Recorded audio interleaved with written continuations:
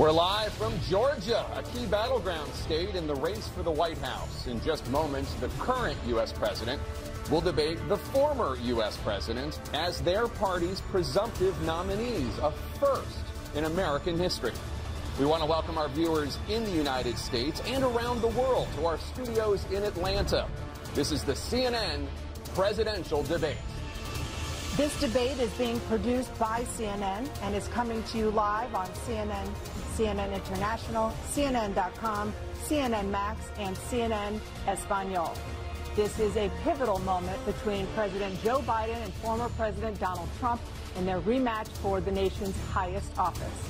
Each will make his case to the American people with just over 4 months until Election Day. Good evening, I'm Dana Bash, anchor of CNN's Inside Politics and co-anchor of State of the Union. I'm Jake Tapper, anchor of CNN's The Lead and co-anchor of State of the Union. Dana and I will co-moderate this evening. Our job is to facilitate a debate between the two candidates tonight. Before we introduce them, we want to share the rules of the debate with the audience at home. Former President Trump will be on the left side of the screen. President Biden will be appearing on the right. A coin toss determined their positions. Each candidate will have 2 minutes to answer a question and 1 minute each for responses and rebuttals. An additional minute for follow-up, clarification, or response is at the moderator's discretion. When it's time for a candidate to speak, his microphone will be turned on and his opponent's microphone will be turned off. Should a candidate interrupt when his microphone is muted, he will be difficult to understand for viewers at home. At the end of the debate, each candidate will get 2 minutes for closing statements. There is no studio audience tonight. Pre-written notes, props, or contact with campaign staff are not permitted during the debate. By accepting our invitation to debate, both candidates and their campaigns agreed to accept these rules. Now, please welcome the 46th President of the United States, Joe Biden. Folks, how are you?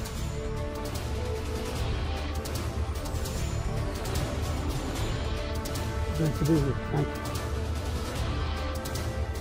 And please welcome the 45th President of the United States, Donald Trump.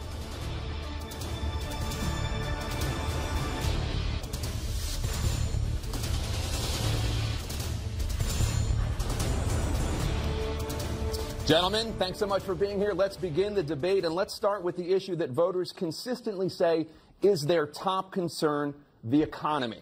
President Biden, inflation has slowed, but prices remain high. Since you took office, the price of essentials has increased. For example, a basket of groceries that cost $100 then now costs more than $120. And typical home prices have jumped more than 30%. What do you say to voters who feel they are worse off under your presidency than they were under President Trump? We got to take a look at what I was left when I became president, what Mr. Trump left me. We had an economy that was in free fall. The pandemic was so badly handled. Many people were dying. All he said was, it's not that serious. Just inject a little bleach in your arm. You'll be all right. The economy collapsed. There were no jobs. Unemployment rate rose to 15%. It was terrible. And so what we had to do is try to put things back together again. And that's exactly what we began to do. We created 15,000 new jobs. We brought out the position where we have 800,000 new manufacturing jobs. But there's more to be done. There's more to be done. Working class people are still in trouble. I come from Scranton, Pennsylvania. I come of a household where the kitchen table, if the things weren't able to be met during the month, it was a problem. Price of eggs, the price of gas, the price of housing, the price of a whole range of things. That's why I'm working so hard to make sure I deal with those problems. And we're going to make sure that we reduce the price of housing. We're going to make sure we build 2 million new units. We're going to make sure we cap rents so corporate greed can't take over. The combination, what I was left with in corporate greed, is the reason why we're in this problem right now. In addition to that, we're in a situation where if you take a look at all that was done in his administration, he didn't do much at all. By the time he left, things were in chaos, literally chaos. And so we put things back together. We created, I said, those jobs. We make sure we had a situation where we brought down the price of prescription drugs, which is a major issue for many people, to $15 for an insulin shot as opposed to $400. No senior has to pay more than $200 for any drug, all the drugs they can include beginning next year. in a situation and we're going to make that available to everybody, to all Americans. So we're working to bring down the price of around the kitchen table, and that's what we're going to get done. Thank you. President Trump? We have the greatest economy in the history of our country. We have never done so well. Everybody was amazed by it. Other countries were copying us. We got hit with COVID, and when we did, we spent the money necessary so we wouldn't end up in a Great Depression, the likes of which we had in 1929. By the time we finished, so we did a great job. We got a lot of credit for the economy, a lot of credit for the military, and no wars, and so many other things. Everything was rocking good. But the thing we never got the credit for, and we should have, is getting us out of that COVID mess. He created mandates that was a disaster for our country. But other than that, we had given them back a country where the stock market actually was higher than pre-COVID, and nobody thought that was even possible. The only jobs he created are for illegal immigrants and bounce-back jobs, a bounce-back from the COVID. He has not done a good job. He's done a poor job, and inflation's killing our country. It is absolutely killing us. Thank you. President Biden? Well, look, the greatest economy in the world, he's the only one who thinks that, I think. I don't know anybody else who thinks he had the greatest economy in the world. And, you know, the fact of the matter is that we found ourselves in a situation where his economy, he rewarded the wealthy. He had the largest tax cut in American history, $2 trillion. He raised a deficit larger than any president has in any one term. He's the only president other than Herbert Hoover who's lost more jobs than he had when he began, since Herbert Hoover. The idea that he did something that was significant. And the military, you know, when he was president, they were still killing people in Afghanistan. He didn't do anything about that. When he was president, we were still found ourselves in a position where you had a notion that we were this safe country. The truth is, I'm the only president this century that doesn't have any, this decade, that doesn't have any troops dying anywhere in the world like he did. President Trump, I want to follow up if I can. Am I allowed to respond to him? Well, I'm going to ask you a follow-up. You can do whatever you want with the minute that we give you. I want to follow up. You want to impose a 10% tariff on all goods coming into the U.S. How will you ensure that that doesn't drive prices even higher? It's not going to drive them higher. It's just going to cost countries that have been ripping us off for years, like China and many others, in all fairness to China. It's going to just force them to pay us a lot of money, reduce our deficit tremendously, and give us a lot of power for other things. But he made a statement. The only thing he was right about is I gave you the largest tax cut in history. I also gave you the largest regulation cut in history. That's why we had all the jobs. And the jobs went down, and then they bounced back, and he's taking credit for bounce-back jobs. You can't do that. He also said he inherited 9% inflation. No, he inherited almost no inflation, and it stayed that way for 14 months.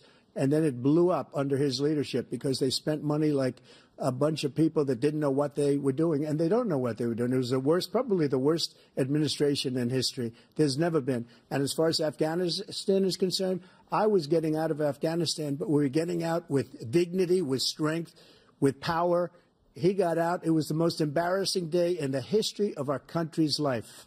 President Trump, over the last 8 years, under both of your administrations, the national debt soared to record highs. And according to a new nonpartisan analysis, President Trump, your administration approved $8.4 trillion in new debt, while so far, President Biden, you've approved $4.3 trillion in new debt. So, former President Trump, many of the tax cuts that you signed into law are set to expire next year. You want to extend them and go even further, you say. With the U.S. facing trillion-dollar deficits and record debt, why should top earners and corporations pay even less in taxes than they do now? Because the tax cuts spurred the greatest economy that we've ever seen just prior to COVID. And even after COVID, it was so strong that we were able to get through COVID much better than just about any other country.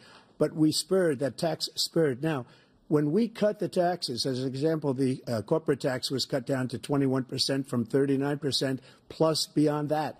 We took in more revenue with much less tax, and companies were bringing back trillions of dollars back into our country. The country was going like never before, and we were ready to start paying down debt. We were ready to start using the liquid gold right under our feet, the oil and gas right under our feet. We were going to have something that nobody else has had. We got hit with COVID. We did a lot to fix it. I gave him an unbelievable situation with all of the therapeutics and all of the things that we came up with. We gave him something great. Remember, more people died under his administration, even though we had largely fixed it. more people died under his administration than our administration, and we were right in the middle of it, something which a lot of people don't like to talk about.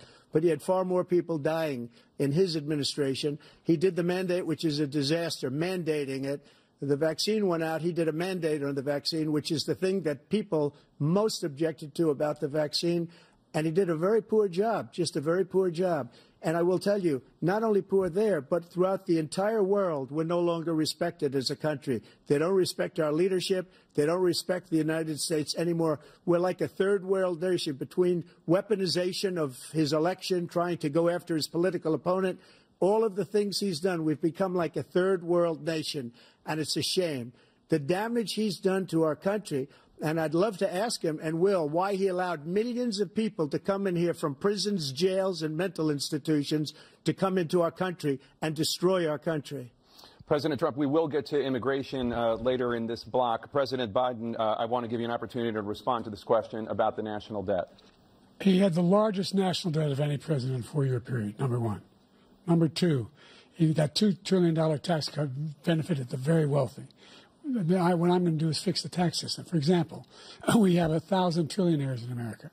Billionaires in America. And what's happening? They're in a situation where they, in fact, pay 8.2% in taxes. If they just paid 24%, 25%, either one of those numbers, they'd raise $500 billion, I should say, in a 10-year period.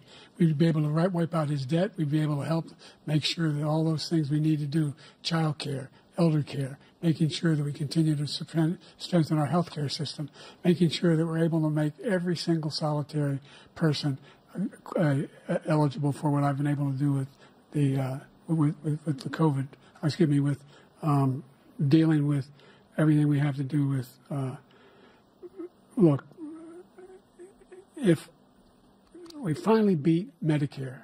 Thank you, President Biden. President Trump?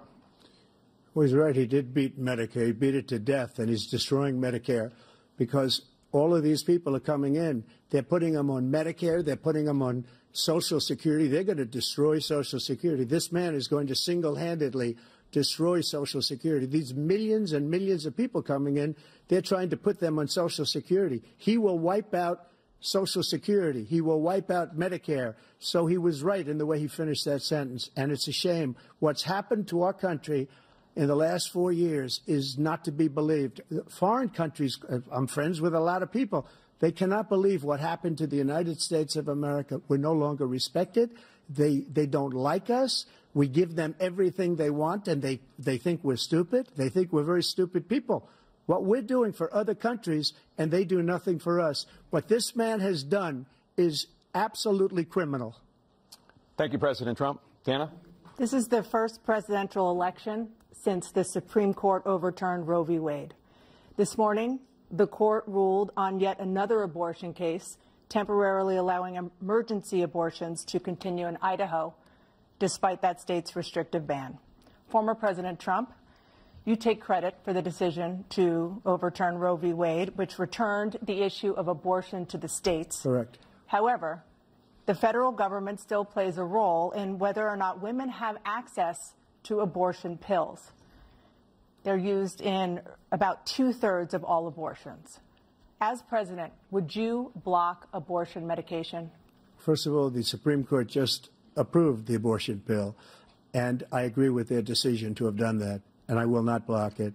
And if you look at this whole question that you're asking, complex but not really complex. 51 years ago, you had Roe v. Wade, and everybody wanted to get it back to the states. Everybody, without exception. Democrats, Republicans, liberals, conservatives.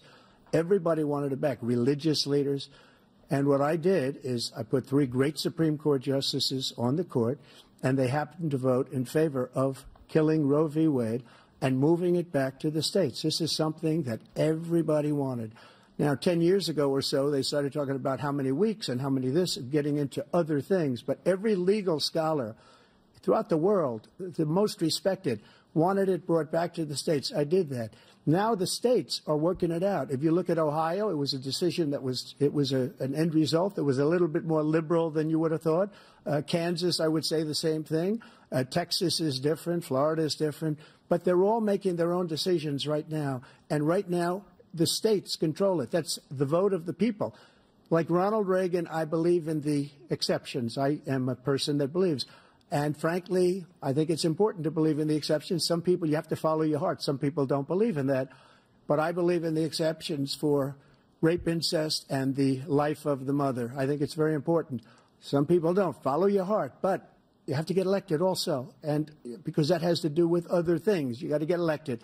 The problem they have is they're radical because they will take the life of a child in the 8th month, the 9th month, and even after birth. After birth, if you look at the former governor of Virginia, he was willing to do this. He said, we'll put the baby aside and we'll determine what we do with the baby, meaning we'll kill the baby. What happened is we brought it back to the states, and the country is now coming together on this issue. It's been a great thing. Thank you. President Biden? It's been a terrible thing, what you've done. The fact is that the vast majority of constitutional scholars supported Roe when it was decided. Supported Roe. And that's this idea that they're all against it is just ridiculous. And this is the guy who says the state should be able to have it. We're in a state where in 6 weeks, you don't even know whether you're pregnant or not, but you cannot see a doctor, and have him decide on what your circumstances are, whether you need help. The idea that states are able to do this is a little like saying we're going to turn civil rights back to the states. Let each state have a different rule. Look, there's so many young women who have been, including a young woman who just was murdered, and he went to the funeral. The idea that she was murdered by an immigrant coming in, they talk about that. But here's the deal: there's a lot of young women who are being raped by their in-laws, by their spouses, brothers and sisters, it's just ridiculous, and they can do nothing about it. And they try to arrest them when they cross state lines. Thank you. There have been many young women murdered by the same people he allows to come across our border. We have a border that's the most dangerous place anywhere in the world, considered the most dangerous place anywhere in the world. And he opened it up, and these killers are coming into our country, and they are raping and killing women. And it's a terrible thing. As far as the abortion is concerned, it is now back with the states. The states are voting. In many cases, it's frankly a very liberal decision. In many cases, it's the opposite. But they're voting, and it's bringing it back to the vote of the people, which is what everybody wanted, including the founders, if they knew about this issue, which, frankly, they didn't. But they would have. Everybody wanted it brought back. Ronald Reagan wanted it brought back. He wasn't able to get it. Everybody wanted it brought back, and many presidents had tried to get it back. I was the one to do it. And again, this gives it the vote of the people, and that's where they wanted it. Every legal scholar wanted it that way. Staying on the topic of abortion, President Biden, 7 states, I'll let you do that. This is the same topic. 7 states have no legal restrictions on how far into a pregnancy a woman can obtain an abortion. Do you support any legal limits on how late a woman should be able to terminate a pregnancy? I supported Roe v. Wade, which had 3 trimesters. The first time is between the woman and the doctor. Second time is between the doctor and an extreme situation. The third time is between the doctor, between the woman and the state. The idea that the politicians, that the founders wanted the politicians to be the ones making decisions about women's health is ridiculous. That's the last. No politician should be making that decision. A doctor should be making those decisions. That's how it should be run. That's what you're going to do. And if I'm elected, I'm going to restore Roe v. Wade. So that means he can take the life of the baby in the 9th month and even after birth, because some states, Democrat run, take it after birth. Again, the former governor of Virginia, put the baby down, then we decide what to do with it. So he's willing to, as we say, rip the baby out of the womb in the 9th month and kill the baby. Nobody wants that to happen, Democrat or Republican. Nobody wants it to happen. You're lying. That is simply not true. The Roe v. Wade does not provide for that. That's not the circumstance. Only if a woman's life is in danger, she's going to die. That's the only circumstance in which that can happen. But we are not for late-term abortion, period. Period, period. Under Roe v. Wade, you have late-term abortion. You can do whatever you want, depending on the state. You can do whatever you want. We don't think that's a good thing. We think it's a radical thing. We think the Democrats are the radicals, not the Republicans. For 51 years, that was the law. 51 years, constitutional scholarship said it was the right way to go. 51 years, and it was taken away because this guy put very conservative members on the Supreme Court. He takes credit for taking it away. What's he going to do? What's he going to do, in fact, if the MAGA Republicans, he gets elected, and the MAGA Republicans control the Congress, and they pass a universal ban on abortion, period, across the board at 6 weeks or 7 or 8 or 10 weeks, something very, very conservative. Is he going to sign that bill? I'll veto it. He'll sign it. Thank you. Let's turn now to the issue of immigration and border security. President Biden, a record number of migrants have illegally crossed the southern border on your watch. Overwhelming border states and overburdening cities such as New York and Chicago, and in some cases causing real safety and security concerns. Given that, why should voters trust you to solve this crisis? Because we worked very hard to get a bipartisan agreement that not only changed all of that, it made sure that we are in a situation where you had no circumstance where they could come across the border with the number of border police there are now. We significantly increased the number of asylum officers, significantly. By the way, the Border Patrol endorsed my position. In addition to that, we found ourselves in a situation where when he was president, he was separating babies from their mothers, putting them in cages, making sure the families were separated. That's not the right way to go. What I've done since I've changed the law, what's happened? I've changed it in a way that now you're in a situation where there are 40% fewer people coming across the border illegally. That's better than when he left office. And I'm going to continue to move until we get the total ban on the total initiative relative to what we can do with more Border Patrol and more asylum officers. President Trump? I really don't know what he said at the end of that sentence. I don't think he knows what he said either. Look, we had the safest border in the history of our country. The border, all he had to do was leave it. All he had to do was leave it. He decided to open up our border, open up our country to people that are from prisons, people that are from mental institutions, insane asylum, terrorists. We have the largest number of terrorists coming into our country right now, all terrorists, all over the world, not just in South America, all over the world. They come from the Middle East, everywhere. All over the world, they're pouring in. And this guy just left it open. And he didn't need legislation because I didn't have legislation. I said, close the border. We had the safest border in history. In that final couple of months of my presidency, we had, according to Border Patrol, who is great, and by the way, who endorsed me for president, but I won't say that, but they endorsed me for president. Brandon, just speak to him. But look, we had the safest border in history. Now we have the worst border in history. There's never been anything like it. And people are dying all over the place, including the people that are coming up in caravans. Thank you, President Trump. President Biden? The only terrorist who's done anything crossing the border is one who came along and killed three, and his administration, killed an al-Qaeda person come in and his administration, killed 3 American soldiers. That's the only terrorist that's there. I'm not saying that no terrorist ever got through, but the idea they're emptying their prisons, we're welcoming these people, that's simply not true. There's no data to support what he said. Once again, he's exaggerating, he's lying. President Trump, staying on the topic of immigration, you've said that you're going to carry out, quote, the largest domestic deportation operation in American history, unquote.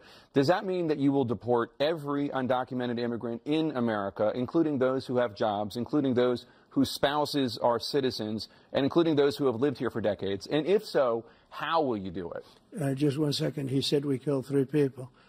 The people we killed are al-Baghdadi and Soleimani, the 2 greatest terrorists, biggest terrorists anywhere in the world, and it had a huge impact on everything, not just border, on everything. He's the one that killed people with the bad water, including hundreds of thousands of people dying, and also killing our citizens when they come in. We are living right now in a rat's nest. They're killing our people in New York, in California, in every state in the union, because we don't have borders anymore. Every state is now a border. And because of his ridiculous, insane, and very stupid policies, people are coming in and they're killing our citizens at a level that we've never seen. We call it migrant crime. I call it Biden migrant crime.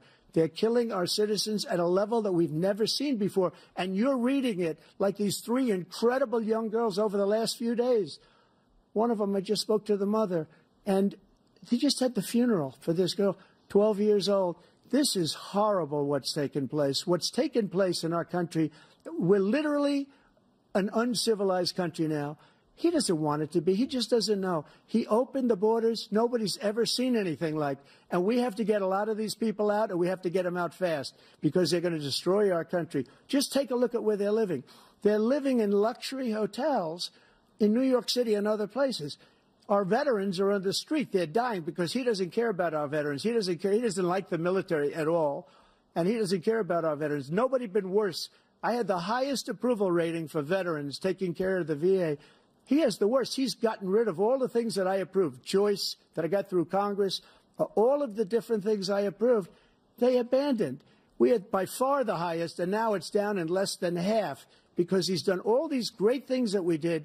And I think he did it just because I approved it, which is crazy. But he has killed so many people at our border by allowing all of these people to come in. And it's a very sad day in America. President Biden, you have the mic. Every single thing he said is a lie. Every single one. For example, veterans are a hell of a lot better off since I passed the PACT Act. 1 million of them now have insurance, and their families have it. Their families have it because what happened, whether it was Agent Orange or burn pits, they're all being covered now. And he opposed, his group opposed that. We're also in a situation where we have great respect for veterans. My son spent a year in Iraq, living right next to one of those burn pits, came back with stage 4 glioblastoma. I was recently in France for D-Day, and I spoke all about those heroes that died. I went to the World War II cemetery, World War I cemetery he refused to go to. He was standing with his 4-star general, and he told me, he said, I don't want to go in there because they're a bunch of losers and suckers. My son was not a loser, was not a sucker. You're the sucker. You're the loser. President Trump? First of all, that was a made-up quote, suckers and losers. They made it up. It was in a third-rate magazine that's failing, like many of these magazines.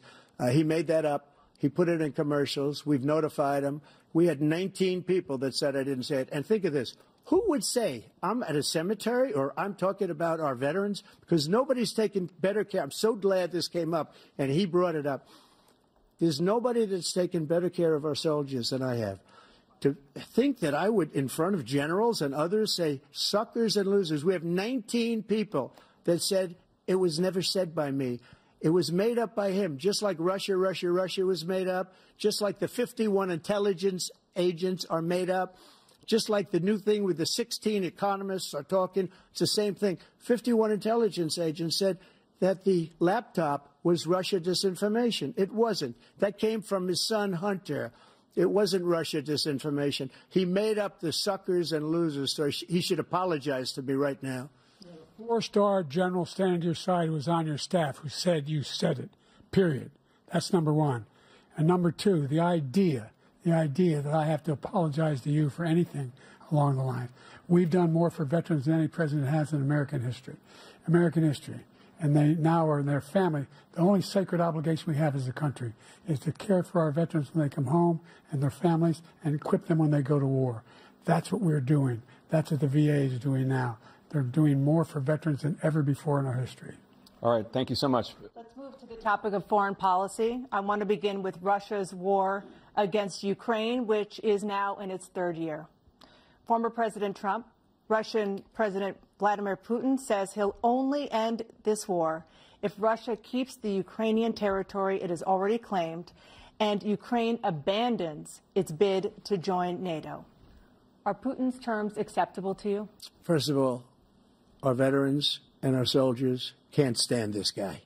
They can't stand him. They think he's the worst commander-in-chief, if that's what you call him, that we've ever had. They can't stand him. So let's get that straight.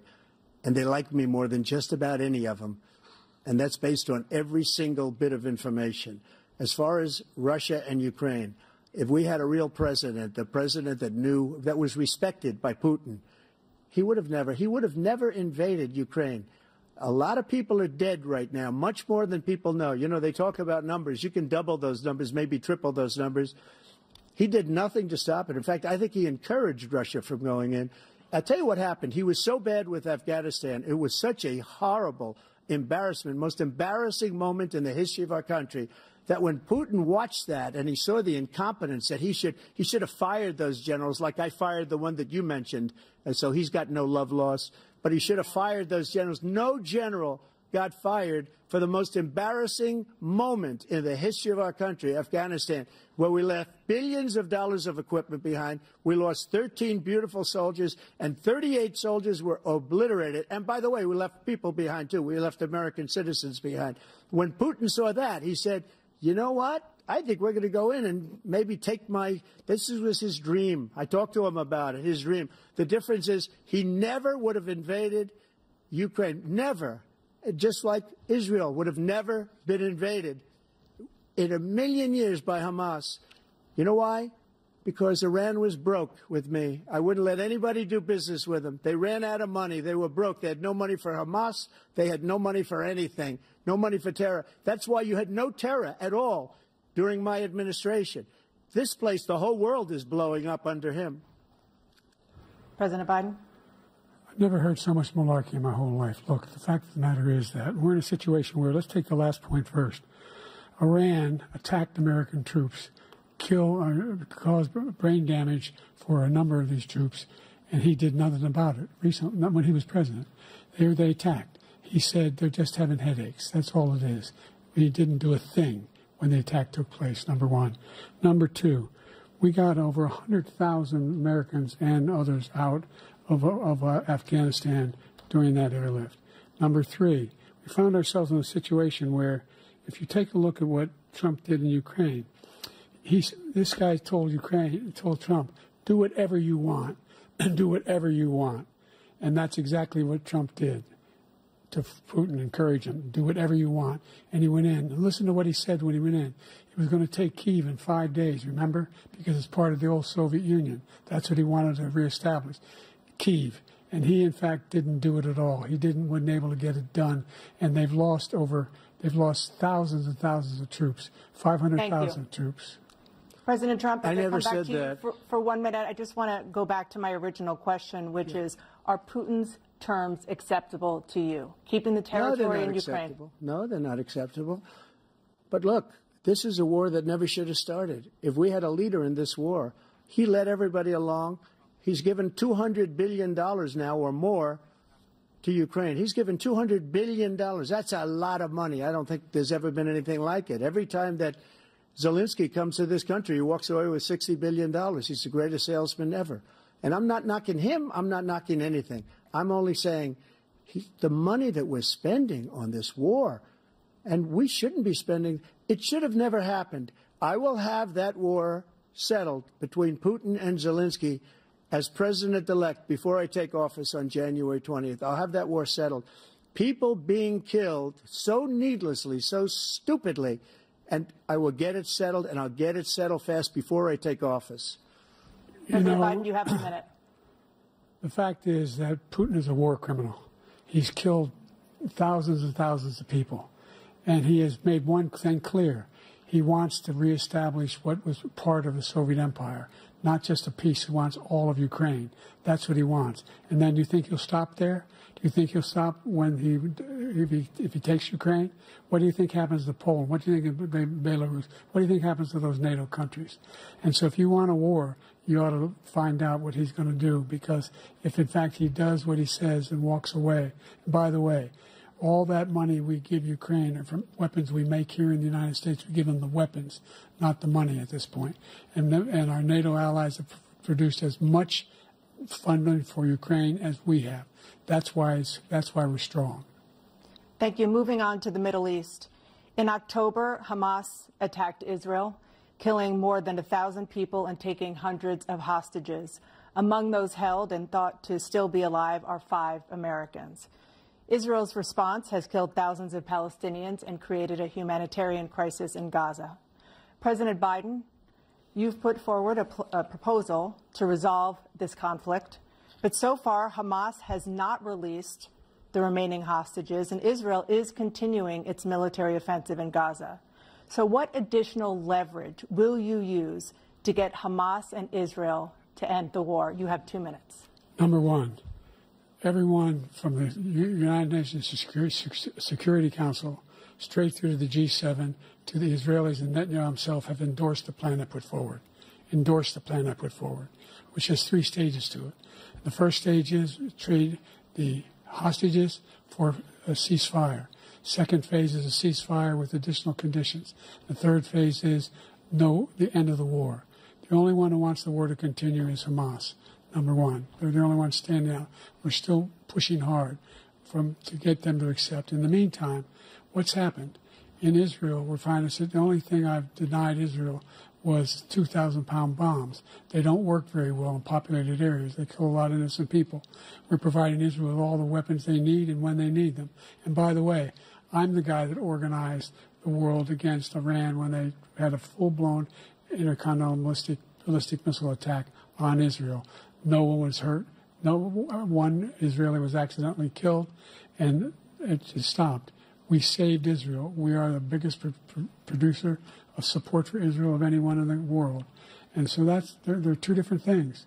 Hamas cannot be allowed to be continued. We continue to send our experts and our intelligence people as to how they can get Hamas like we did bin Laden. You don't have to do it. And by the way, they've been greatly weakened, Hamas, greatly weakened, and they should be. They should be eliminated. But you've got to be careful for using certain weapons among population centers. Just going back to Ukraine for 1 second. We have an ocean separating us. The European nations together have spent $100 billion or maybe more than that, less than us. Why doesn't he call them and say, you got to put up your money like I did with NATO? I got them to put up hundreds of billions of dollars. The Secretary General of NATO said Trump did the most incredible job I've ever seen. They wouldn't have any. They were going out of business. We were spending almost 100% of the money was paid by us. He didn't do that. He's getting all. You got to ask these people to put up the money. We're over $100 billion more spent, and it has a bigger impact on them because of location, because we have an ocean in between. You got to ask them. As far as Israel and Hamas, Israel's the one that wants to go. He said the only one that wants to keep going is Hamas. Actually, Israel is the one, and you should let him go and let him finish the job. He doesn't want to do it. He's become like a Palestinian, but they don't like him because he's a very bad Palestinian. He's a weak one. President Biden, you have a minute. I've never heard so much foolishness. This is a guy who wants to get out of NATO. You're going to stay in NATO? He's going to pull out of NATO. The idea that we have our strength lies in our alliances as well. It may be a big ocean, but we're ever able to avoid a war in Europe, a major war in Europe? What happens if, in fact, you have Putin continuing to go into NATO? We have an Article 5 agreement. Attack on one is attack on all. You want to start the nuclear war he keeps talking about, go ahead. Let Putin go in and control Ukraine and then move on to Poland and other places. See what happens then. He has no idea what the hell he's talking about. And by the way, I got 50 other nations around the world to support Ukraine, including Japan and South Korea, because they understand that this kind of dislocation has a serious threat to the whole world peace. No major war in Europe has ever been able to be contained just to Europe. President Trump, just to follow up, would you support the creation of an independent Palestinian state in order to achieve peace in the region? I'd have to see, but before we do that, the problem we have is that we spend all the money. So they kill us on trade. I made great trade deals with the European nations because if you add them up, they're about the same size economically. Their economy is about the same size as the United States. And they were no cars, they don't want anything that we have, but we're supposed to take their cars, their food, their everything, their agriculture. I changed that. But the big thing I changed is they don't want to pay. And the only reason that he can play games with NATO is because I got them to put up hundreds of billions of dollars. I said, and he's right about this, I said, no, I'm not going to support NATO if you don't pay. They asked me that question, would you guard us against Russia at a very secret meeting of the 28 states at that time, nations at that time. And they said, no, if you don't pay, I won't do that. And you know what happened? Billions and billions of dollars came flowing in the next day and the next months. But now we're in the same position. We're paying everybody's bills.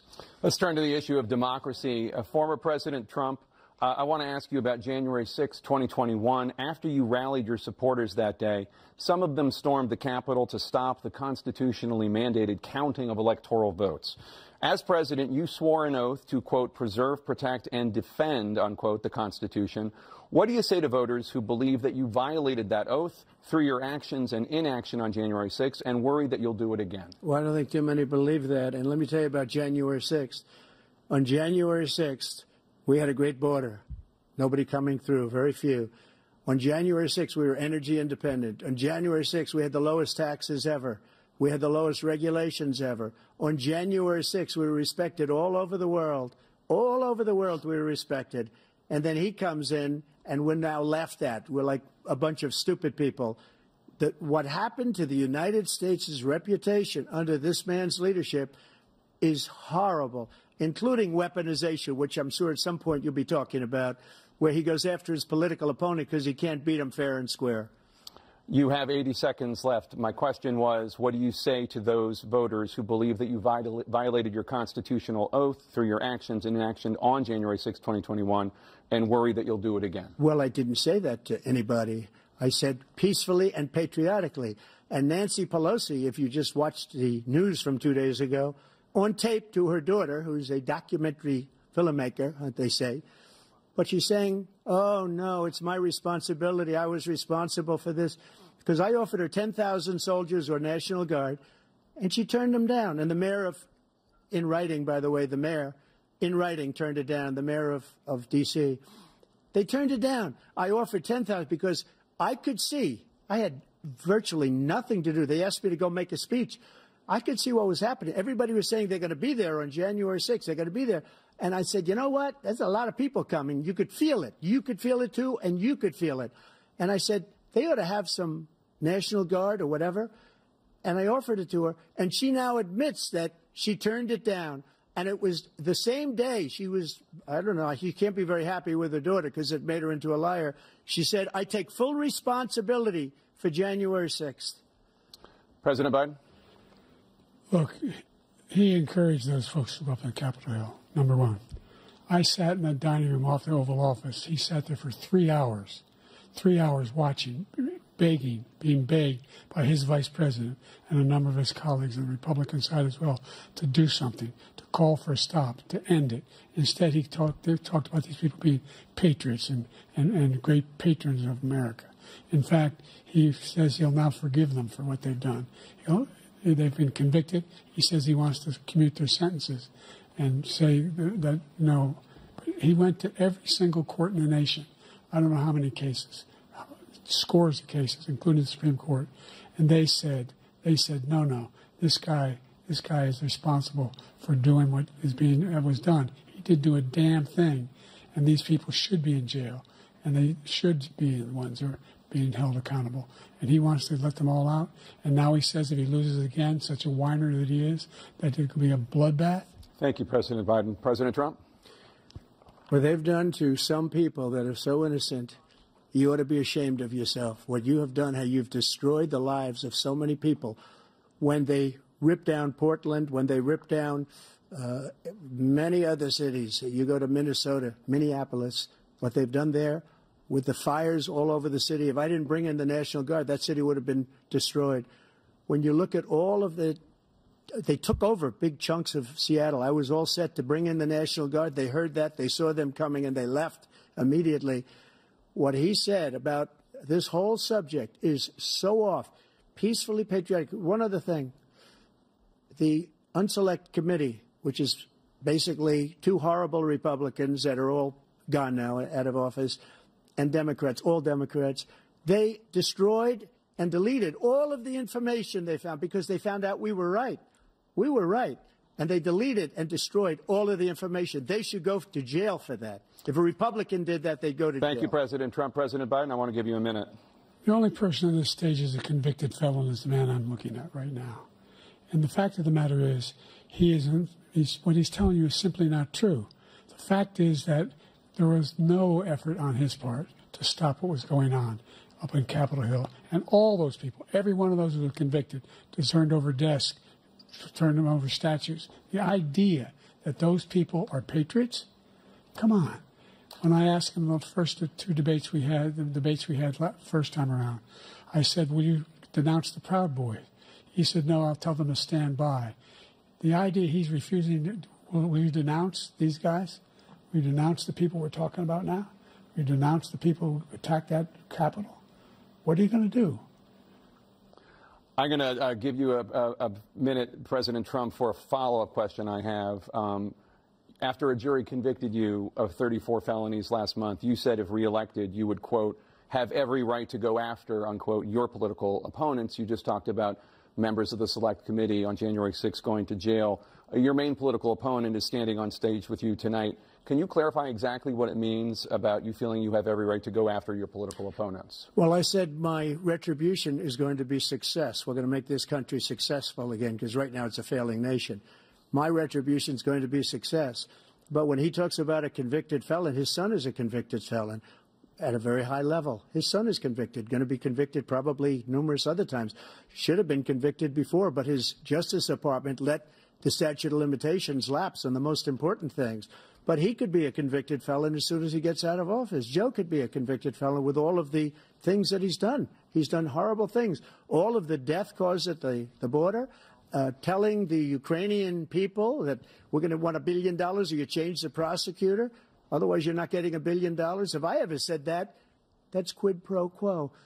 That we're not going to do anything. We're not going to give you $1 billion unless you change your prosecutor, having to do with the son. This man is a criminal. This man, you're lucky. You're lucky. I did nothing wrong. We'd have a system that was rigged and disgusting. I did nothing wrong. Thank you, President Trump. President Biden, you have said, I'm coming right to you, sir. You want to respond? Go ahead. I'll give you a minute to respond. The idea that I did anything wrong relative to what you're talking about is outrageous. It's simply a lie, number one. Number two, the idea that you have a right to seek retribution against any American just because you're president is wrong. It's simply wrong. No president's ever spoken like that before. No president in our history has spoken like that before. Number three, the crimes that you are still charged with, and think of all the civil penalties you have. How many billions of dollars do you owe in civil penalties for molesting a woman in public, for doing a whole range of things, of having sex with a porn star on the night while your wife was pregnant? I mean, what are you talking about? You have the morals of an alley cat. Do you have a minute, sir? I didn't have sex with a porn star, number one. Number two, that was a case that was started and moved. They moved a high-ranking official, a DOJ, into the Manhattan DA's office to start that case. That case is going to be appealed and won. We had a very terrible judge, a horrible judge, Democrat.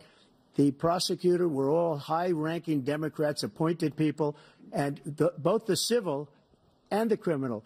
He basically went after his political opponent because he thought it was going to damage me. But when the public found out about these cases, because they understand it better than he does, he has no idea what these cases are. But when they found out about these cases, you know what they did? My poll numbers went up, way up. You know that because you're reporting it. And we took in more money in the last 2 weeks than we've ever taken in the history of any campaign. I don't think any campaign has ever taken. Hundreds of millions of dollars came pouring in because the public knows it's a scam, and it's a guy that's after his political opponent because he can't win fair and square. Thank you, President Trump. President Biden, you have said, quote, Donald Trump and his MAGA Republicans are determined to destroy American democracy. Do you believe that the tens of millions of Americans who are likely to vote for President Trump will be voting against American democracy?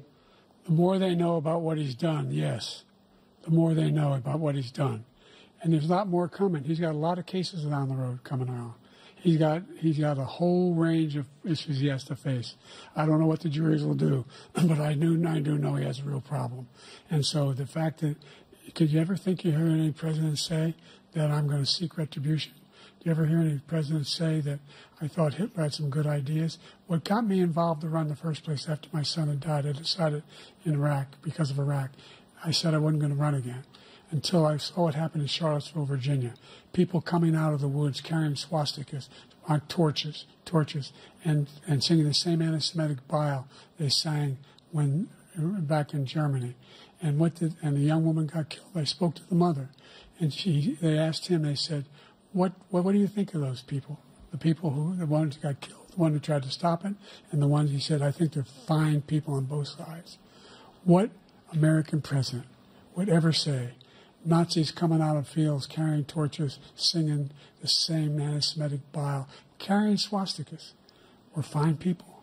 And this is the guy who says Hitler's done some good things. I'd like to know what they are. The good things Hitler's done, that's what he said. This guy has no sense of American democracy.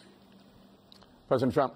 Jake, both of you know that, sir, has been totally wiped out because when you see the sentence, it said 100% exoneration on that, sir. He just keeps it going. He says he ran because of Charlottesville. He didn't run because of Charlottesville.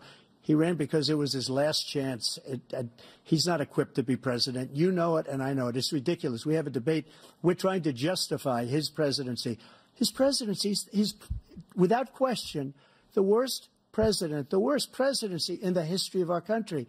We shouldn't be having a debate about it. There's nothing to debate. He made up the Charlottesville story, and you'll see it's debunked all over the place. Every reasonable anchor has debunked it. And just the other day it came out where it was fully debunked.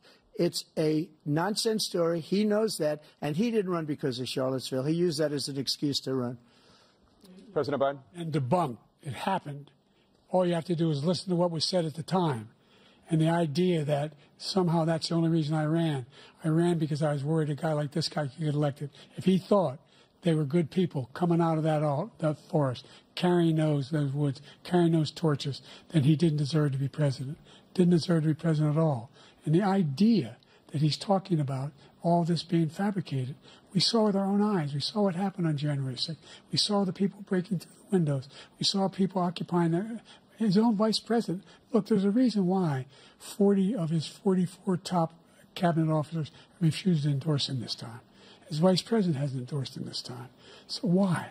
Why? They know him well. They serve with him. Why are they not endorsing him? Thank you, President Biden. We're going to be right back with more from the CNN presidential debate. Welcome back to the CNN presidential debate, live from Georgia.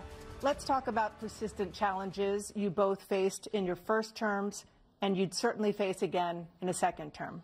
President Biden, while black unemployment dropped to a record low under your presidency, black families still earn far less than white families. Black mothers are still 3 times more likely to die from pregnancy-related causes, and black Americans are imprisoned at 5 times the rate of white Americans. What do you say to black voters who are disappointed that you haven't made more progress? They acknowledge they made a lot of progress, number one. The fact of the matter is there's more small black businesses that have been started than any time in history. Number two, the wages of black unemployment is the lowest level it's been in a long, long time. Number three, we're trying to provide housing for black Americans and dealing with the segregation that exists among these corporations that collude to keep people out of their houses. And in addition to that, we find that the impact on the choice that black families have to make relative to child care is incredibly difficult. When we did the first major piece of legislation in the past, I was able to reduce black child care costs. I cut them in half. We got to make sure we provide for child care costs.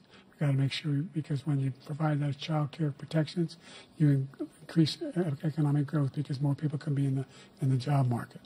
So there's more to be done, considerably more to be done. But we've done a great deal so far, and I'm not letting up, and they know it. You have 49 seconds left.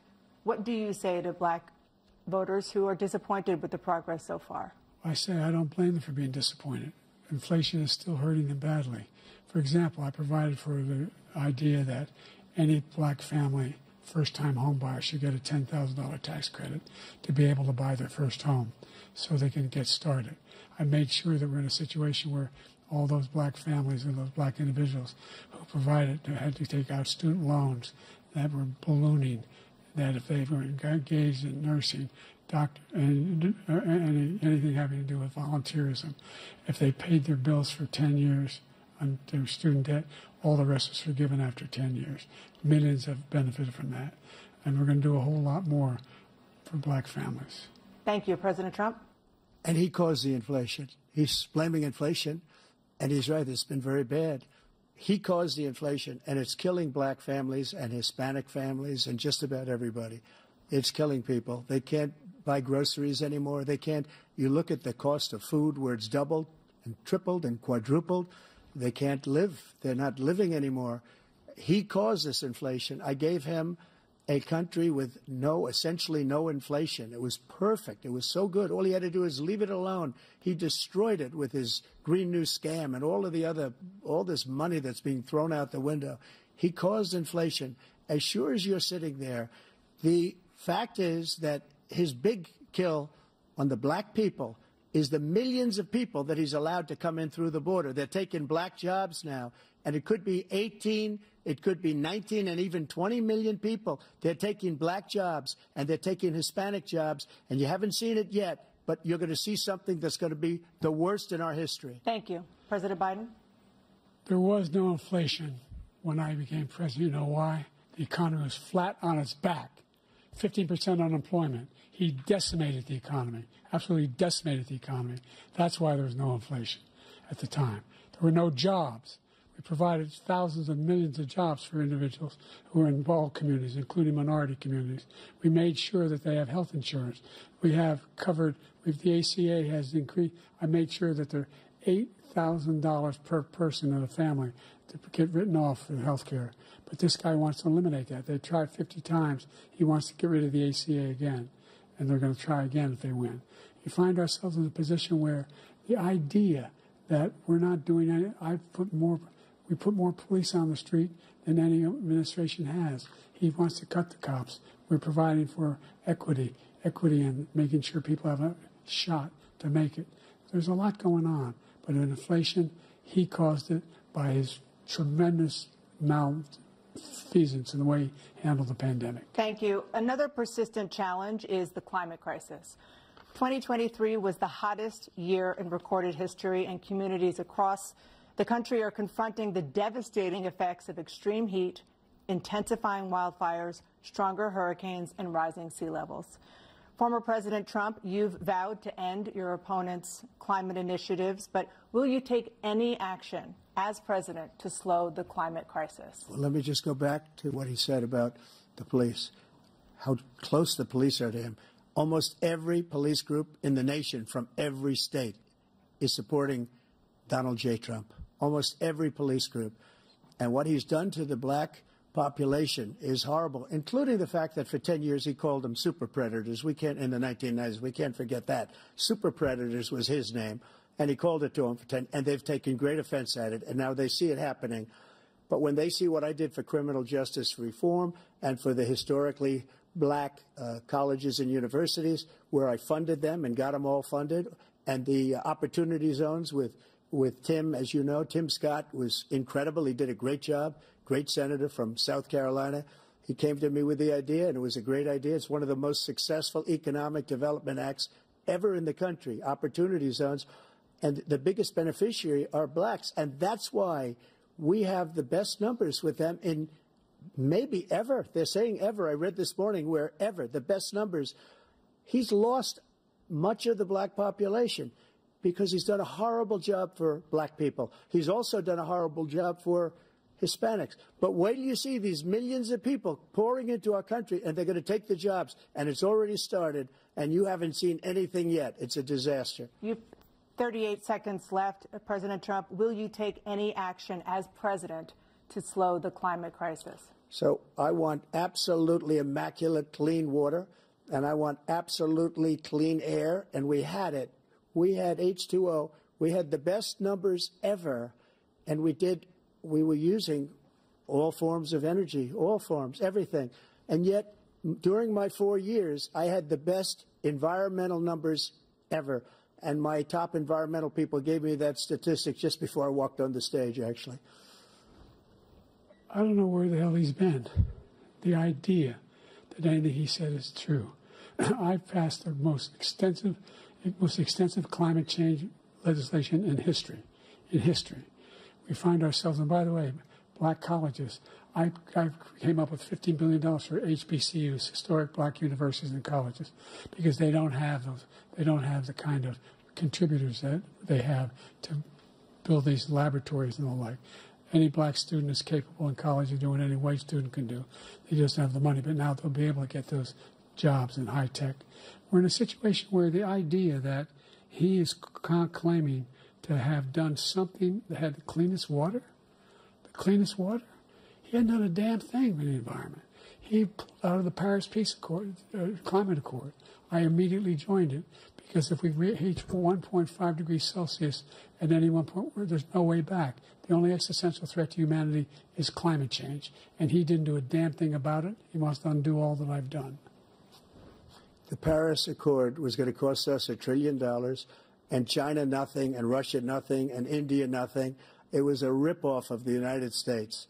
And I ended it because I didn't want to waste that money because they treat us horribly. We were the only ones. It was costing us money. Nobody else was paying into it. And it was a disaster. But everything that he said just now, I'll give you an example. I heard him say before insulin. I'm the one that got the insulin down for the seniors. I took care of the seniors. What he's doing is destroying all of our medical programs because the migrants coming in, they want everybody. And look, I have the biggest heart on the stage. I guarantee you that. And I want to take care of people. But we're destroying our country. They're taking over our schools, our hospitals, and they're going to be taking over Social Security. He is destroying Social Security, Medicare, and Medicaid. The idea is that we, in fact, we were the only ones of consequence who were not members of the Paris Accord. How can we do anything if we're not able to, the United States can't get its pollution under control? One of the largest polluters in the world, number one. We're making significant progress. By 2035, we will have cut pollution in half. We have made significant progress, and we're continuing to make progress. We set up a climate corps for thousands of young people will learn how to deal with climate, just like the Peace Corps. And we're moving in directions that are going to significantly change the elements of cause of pollution. But the idea that he claims that he has the biggest heart up here and he's really concerned about pollution and about climate, I've not seen any indication of that. And by the way, with regard to prescription drugs, one company agreed that they would reduce the price to $35, which I was calling for, one, voluntarily. I made sure every company in the world, every pharmaceutical company, cannot have to pay. Thank you. And by the way, so every day, millions of Americans struggle just to make ends meet. For many older Americans, Social Security provides a critical lifeline. President Biden, if nothing is done to Social Security, seniors will see their benefits cut in just over 10 years. Will you name tonight one specific step that you're willing to take to keep Social Security solvent? Yes, make the very wealthy begin to pay their fair share. Right now, everybody making under $170,000 pays 6% of their income, of their paycheck, every single time they get a paycheck from the time of the first one they get when they're 18 years old. The idea that they're going to, I'm proposing that everybody, the millionaires pay 1%. So no one I would not raise the cost of Social Security for anybody under $400,000. After that, I began to make the wealthy begin to pay their fair share by increasing from 1% beyond to be able to guarantee the program for life. So you still have 82 seconds left. Are there any other measures that you think that would be able to help keep Social Security solvent, or is that one enough? Well, no, that one enough will keep it solvent. But the biggest thing will do if we defeat this man, because he wants to get rid of Social Security. He thinks there's plenty to cut in Social Security. He's wanting to cut Social Security and Medicare, both times. And and if you look at the program put forward by the House Republican caucus that I believe supports, is in fact want to cut it as well. The idea that we don't need to protect our seniors is ridiculous. And by the way, the American public has greater health care coverage today than ever before. And on the ACA, as I said, you're in a circumstance where 400,000 people, 40 million people would not have insurance because they have a pre-existing condition. The only thing that allows them to have that insurance is the fact that they, in fact, are part of the ACA. And by the way, the other thing is, we're in a situation where I talk about education for black communities. I've raised the amount of money for Pell Grants by another $8,000. So anybody making under $70,000 a year is going to be able to get $15,000 towards the tuition. He just doesn't know what he's talking about. Thank you, President Biden. President Trump. So I've dealt with politicians all my life. I've been on this side of the equation for the last 8 years. I've never seen anybody lie like this guy. He lies. I've never seen it. He can look you in the face. About so many other things, too. And we mentioned the laptop. We mentioned Russia, Ukraine. Everything he does is a lie. It's misinformation and disinformation. The losers and suckers story that he made up is a total lie on the military. It's a disgrace. But Social Security, he's destroying it because millions of people are pouring into our country, and they're putting them onto Social Security. They're putting them onto Medicare, Medicaid. They're putting them in our hospitals. They're taking the place of our citizens. What they're doing to the VA, to our veterans, is unbelievable. Our veterans are living in the street, and these people are living in luxury hotels. He doesn't know what he's doing, and it's really coming back. I've never seen such anger in our country before. President Biden? The idea that veterans are not being taken care of, I told you before. And by the way, when I said suckers and losers, he acknowledged after that he fired that general. That general got fired because he's the one that acknowledged that that's what he said. He was the one standing with Trump when he said it, number one. Number two, the idea that we're going to be in a situation where all these millions and millions, the way he talks about it, illegal aliens are coming into the country and taking away our jobs. There's a reason why we have the fastest growing economy in the world, the reason why we have the most successful economy in the world. We're doing better than any other nation in the world. And by the way, those 15 Nobel laureates he talked about being phony, those 15 Nobel laureates, economists, they all said that if Trump is reelected, we're likely to have a recession and inflation is going to increasingly go up. And by the way, worst president in history, 159 presidential scholars voted him the worst president in the history of the United States of America. President Biden, thank you so much. Let's turn to the cost of child care, which many American families struggle to afford. President Trump, both you and President Biden have tried to address this issue, but the average cost of child care in this country has risen to more than $11,000 a year per child. For many families, the cost of child care for 2 children is more than their rent. In your second term, what would you do to make child care more affordable? Just to go back, the general got fired because he was no good. And if he said that, that's why he made it up. But we have 19 people that said I didn't say it, and they're very highly respected, much more so than him. The other thing is he doesn't fire people. He never fired people. I've never seen him fire anybody. I did fire a lot. I fired Comey because he was no good. I fired a lot of the top people at the FBI, drained the swamp. They were no good. Not easy to fire people. You'd pay a price for it, but they were no good. I inherited these people. I didn't put him there. I didn't put Comey there. He was no good. I fired him. This guy hasn't fired anybody. He never fires. He should have fired every military man that was involved with that the Afghanistan horror show, the most embarrassing moment in the history of our country. He didn't fire. Did you fire anybody? Did you fire anybody that's on the border that's allowed us to have the worst border in the history of the world? Did anybody get fired for allowing 18 million people, many from prisons, many from mental institutions? Did you fire anybody that allowed our country to be destroyed?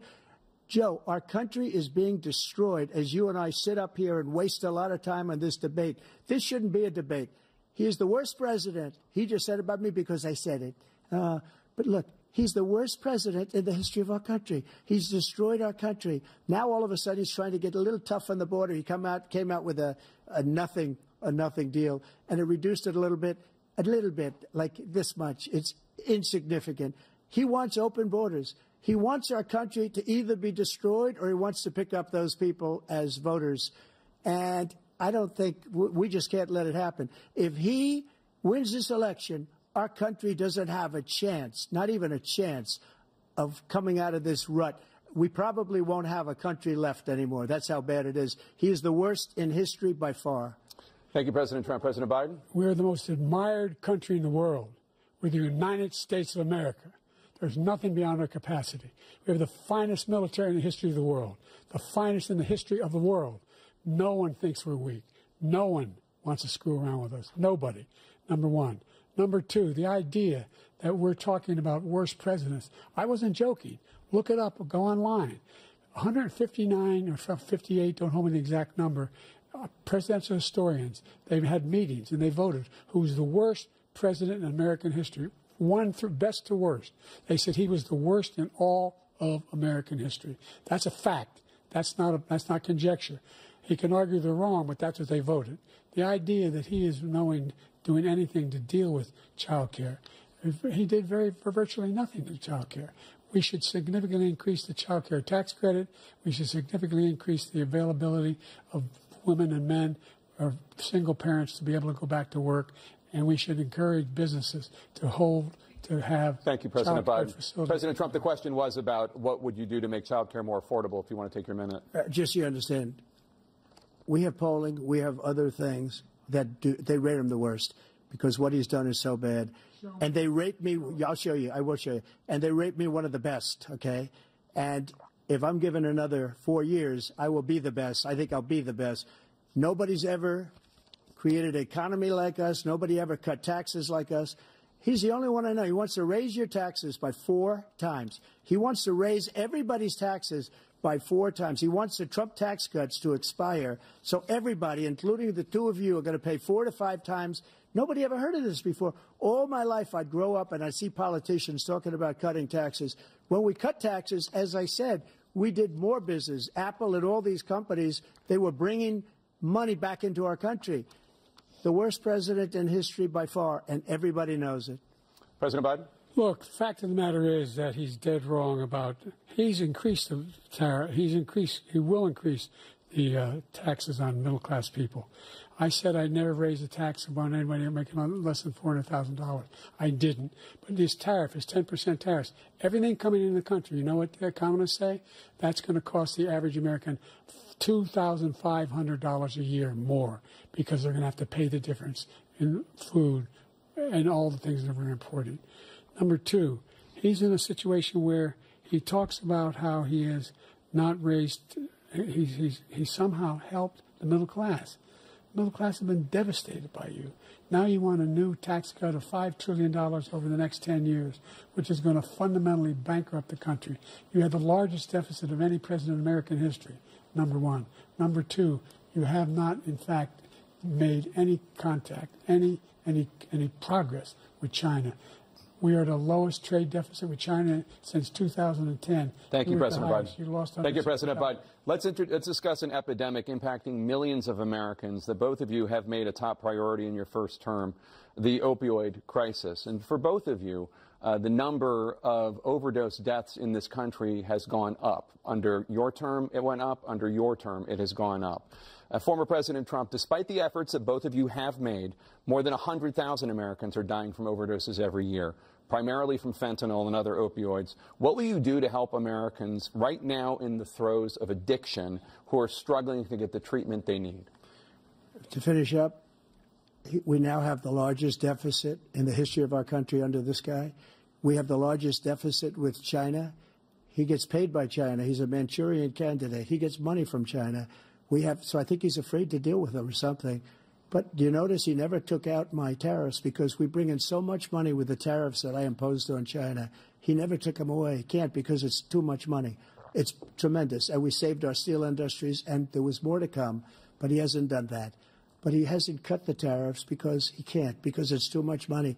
But he's got the largest deficit in the history of our country, and he's got the worst situation with China. China's going to own us if you keep allowing them to do what they're doing to us as a country. They are killing us as a country, Joe, and you can't let that happen. You're destroying our country. So, President Trump, you have 67 seconds left. The question was, what are you going to do to help Americans in the throes of addiction right now who are struggling to get the treatment they need? Jake, we were doing very well at addiction until the COVID came along. We had the 2.5, almost 3 years of like nobody's ever had before, any country, in every way. And then we had to get tough. And it was the drugs pouring across the border it started to increase. We got great equipment. We bought the certain dog that's the most incredible thing that you've ever seen, the way they can spot it. We did a lot, and we were getting very low numbers, very, very low numbers. Then he came along. The numbers, have you seen the numbers now? It's not only the 18 million people that I believe is even low because the gotaways, they don't even talk about gotaways. But the numbers of the amount of drugs and human trafficking in women coming across our border, the worst thing I've ever seen, at numbers that nobody's ever seen under him because the border's so bad. But the number of drugs coming across our border now is the largest we've ever had by far. President Trump, thank you. President Biden? Fentanyl and the byproducts of fentanyl went down for a while. And I wanted to make sure we use the machinery that can detect fentanyl, these big machines that roll over everything that comes across the border. And it costs a lot of money. That was part of this deal we put together, this bipartisan deal. More fentanyl machines, more be able to detect drugs, more numbers of agents, more numbers of all the people at the border. And when we had that deal done, he called his Republican colleagues and said, "Don't do it. It's going to hurt me politically." No, he never argued it's not a good bill. It's a really good bill. We need those machines. We need those machines. And we're coming down very hard in every country in Asia in terms of precursors for fentanyl. And Mexico is working with us to make sure they don't have the technology to be able to put it together. That's what we have to do. We need those machines. Thank you, President Biden. President Trump, and again, the question is about Americans in the throes of addiction right now, struggling to get the treatment they need. Well, this does pertain to it. He ended Remain in Mexico. He ended catch and release. I made it catch and release in Mexico, not catch and release here. We had so many things that we had done, hard negotiations with Mexico, and I got it all for nothing. It's just like when you have a hostage. We always pay $6 billion for a hostage. Every time we say it's a hostage. Now we have a hostage, a Wall Street Journal reporter, I think a good guy, and he's over there because Putin is laughing at this guy, probably asking for billions of dollars for the reporter. I will have him out very quickly as soon as I take office. Before I take office, I said by literally as soon as I win the election, I will have that reporter out. He should have had him out a long time ago. But Putin's probably asking for billions and billions of dollars because this guy pays it every time. We had 2 cases where we paid $6 billion for 5 people. I got 58 people out, and I paid essentially nothing. Thank you, President Trump. Dana? Let's turn to concerns that voters have about each of you. President Biden, you would be 86 at the end of your second term. How do you address concerns about your capability to handle the toughest job in the world well into your 80s? Well, first of all, I spent half my career being criticized being the youngest person in politics. I was the second youngest person ever elected to the United States Senate, and now I'm the oldest. This guy's 3 years younger and a lot less competent. I think that just look at the record. Look at what I've done. Look how I've turned around the horrible situation he left me. As I said, 15 million new jobs, 800,000 manufacturing jobs, more investment in America, over billions of dollars in private investment in enterprises that we are growing. By the way, we brought an awful lot of people. Well, the whole idea of computer chips. We used to have 40% of the market. We invented those chips, and we lost it because he was sending people to find the cheapest jobs overseas and to bring home a product. So I went to South Korea. I convinced Samsung to invest billions of dollars here in the United States. And guess what? Those fabs, they call that to build these chips, those fabs pay over $100,000. You don't need a college degree for them. And there's billions, about $40 billion already being invested and being built right now in the United States, creating significant jobs for Americans from all over the world. President Biden, you have 40 seconds left. Would you like to add anything? Yeah, I would. The idea that somehow we are this failing country. I never heard a president talk like this before. We're the envy of the world. Name me a single major country president who wouldn't trade places with the United States of America for all our problems and all our opportunities. We're the most progressive country in the world in getting things done. We're the strongest country in the world. We're a country in the world who keeps our word, and everybody trusts us, all of our allies, and those who he cuddles up to, from Kim Jong-un, he sends love letters to, and Putin, etc. They don't want to screw around with us. Thank you. Former President Trump, to follow up, you would be 82 at the end of your second term. What do you say to voters who have concerns about your capabilities to serve? Well, I took 2 tests, cognitive tests. I aced them, both of them, as you know. We made it public. He took none. I'd like to see him take one, just one, a real easy one. Like go through the first 5 questions. He couldn't do it. But I took 2 cognitive tests. I took physical exams every year. And, you know, we knock on wood wherever we may have wood, that I'm in very good health. I just won 2 club championships, not even senior, 2 regular club championships. To do that, you have to be quite smart, and you have to be able to hit the ball a long way. And I do it. He doesn't do it. He can't hit a ball 50 yards. He challenged me to a golf match. He can't hit a ball 50 yards. I think I'm in very good shape. I feel that I'm as in good a shape as I was 25, 30 years ago. Actually, I'm probably a little bit lighter, but I'm in as good a shape as I was years ago. I feel very good. I feel the same. But I was willing to take a cognitive test. And you know what? If I didn't do well, I aced them. Dr. Ronnie Jackson, who's a great guy when he was White House doctor. And then I took another one, a similar one. And one of them said they've never seen anybody ace him. Thank you. President Biden? You can see he is 6'5" and only 223 pounds, or 235 pounds. Well, you said 6'4", 200. Well, anyway, that's what anyway, just take a look at what he says he is and take a look at what he is. Look, I'd be happy to have a driving contest with him.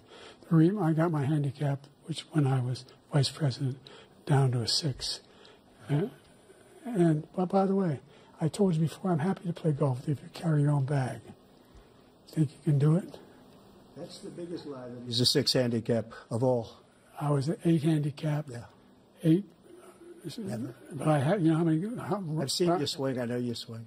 Let's not act like children. President Trump, we're going to Let's not act like children. To a specific concern that voters have about you. Will you pledge tonight that once all legal challenges have been exhausted, that you will accept the results of this election, regardless of who wins, and you will say right now that political violence in any form is unacceptable? Well, I shouldn't have to say that, but of course I believe that. It's totally unacceptable. And if you would see my statements that I made on Twitter at the time, and also my statement that I made in the Rose Garden, you would say it's one of the strongest statements you've ever seen. In addition to the speech I made in front of, I believe, the largest crowd I've ever spoken to, and I will tell you, nobody ever talks about that. They talk about a relatively small number of people that went to the Capitol, and in many cases were ushered in by the police. And as Nancy Pelosi said, it was her responsibility, not mine. She said that loud and clear. But the answer is, if the election is fair, free, and I want that more than anybody.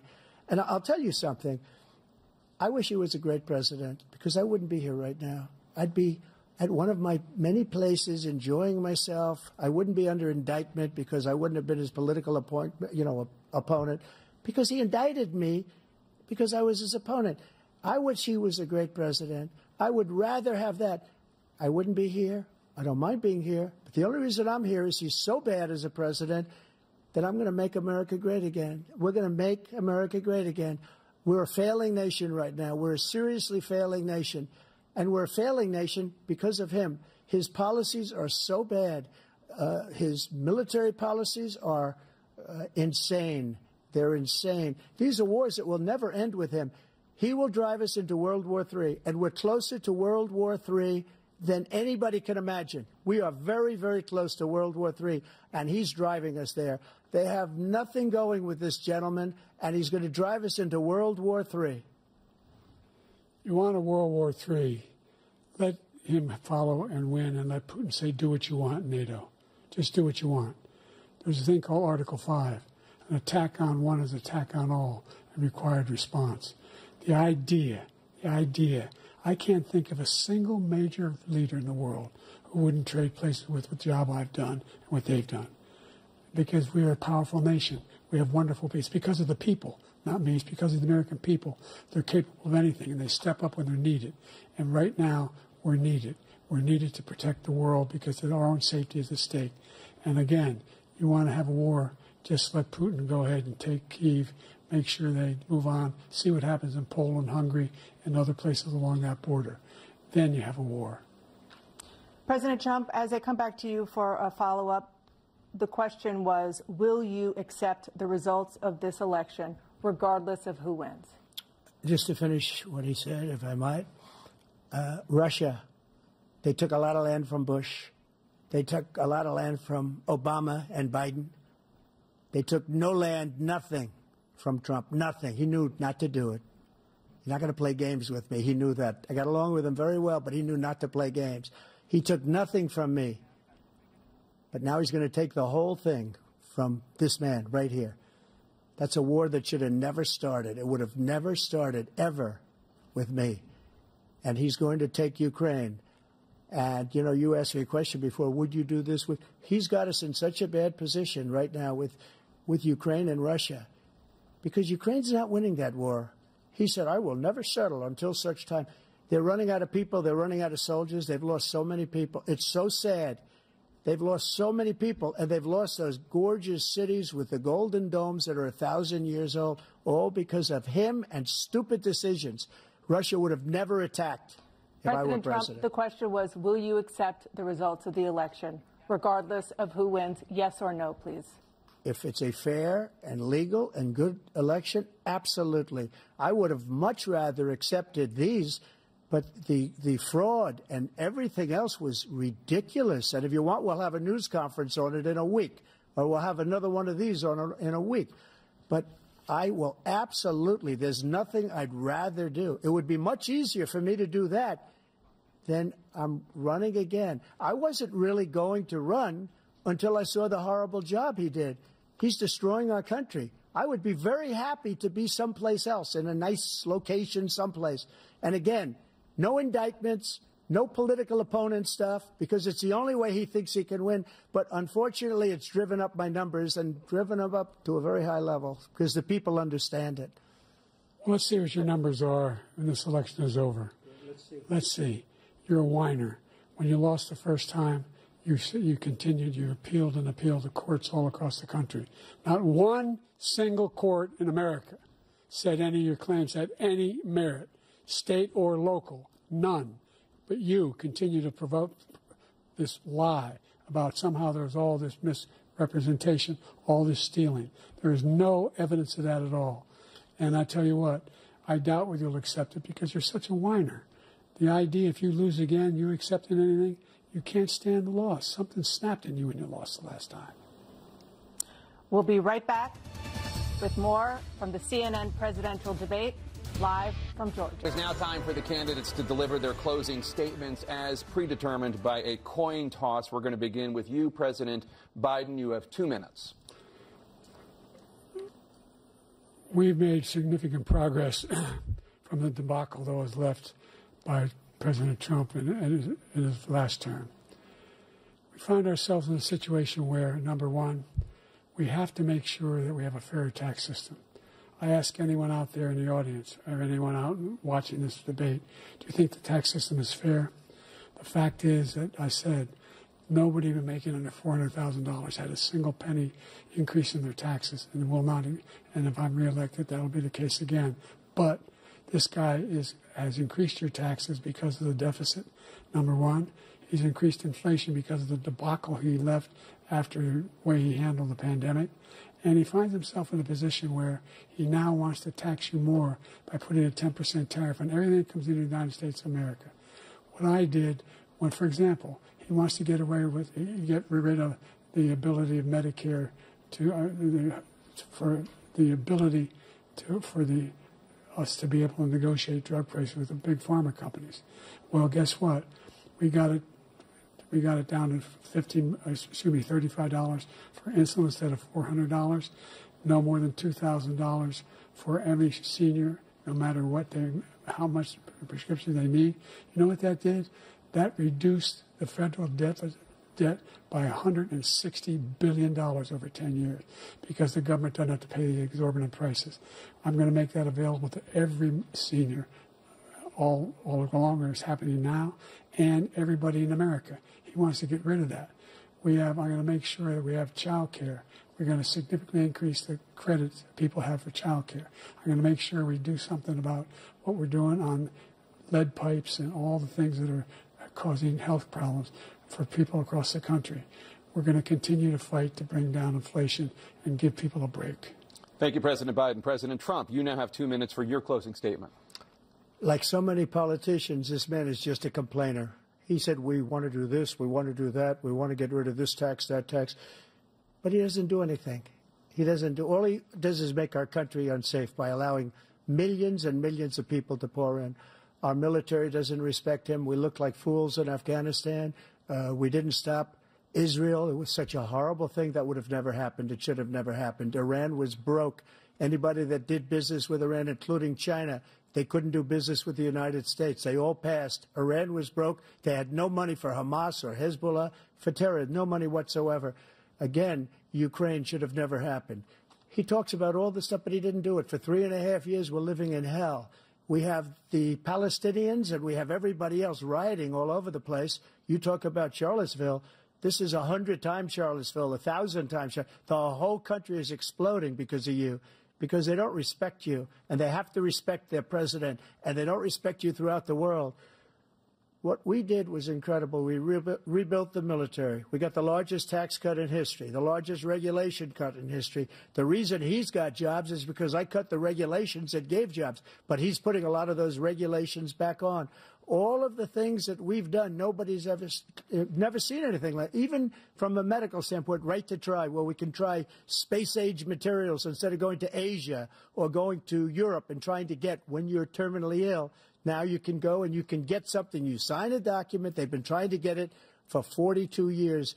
But you know what we did for the military was incredible. Choice for our soldiers, where our soldiers, instead of waiting for 3 months to see a doctor, can go out and get themselves fixed up and readied up and take care of themselves, and they're living. And that's why I had the highest approval rating in the history of the VA.